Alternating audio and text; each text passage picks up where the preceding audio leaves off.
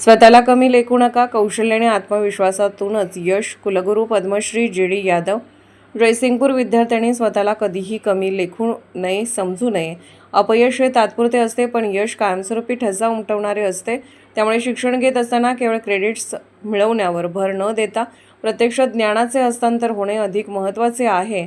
विद्यार्थ्यांना केवळ पदवीधर नव्हे तर उद्योगासाठी पात्र, देशासाठी जबाबदार आणि समाजासाठी उपयुक्त नागरिक बनवणे ही काळाची गरज आहे, असे प्रतिपादन कुलगुरू पद्मश्री डॉ. जी.डी. यादव यांनी केले.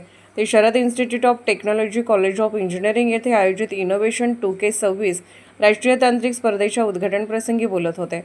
अध्यक्षस्थानी एक्झिक्युटिव्ह डायरेक्टर अनिल बागणे होते. डॉ. यादव पुढे म्हणाले, विद्यार्थ्यांनी नवीन तंत्रज्ञानाचा वापर विकासात्मक कामासाठी, नवसर्जनासाठी आणि समाजोपयोगी निर्मितीसाठी करायला हवा. इनोव्हेशनसारख्या स्पर्धा विद्यार्थ्यांना तांत्रिक ज्ञान, कौशल्य, कल्पकता आणि संशोधन वृत्ती जगासमोर मांडण्याची मोठी संधी देतात.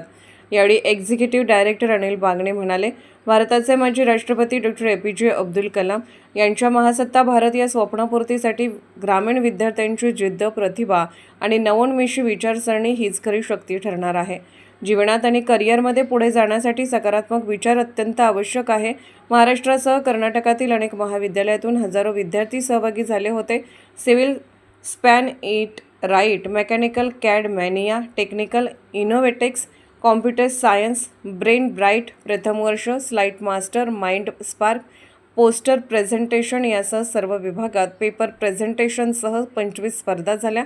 प्राचार्य डॉ. B.B. संघवे यांनी मनोगत व्यक्त केले. डॉ. वासंती यादव उपस्थित होते. स्पर्धेचे समन्वय प्राध्यापक अंजली झळके यांनी केले.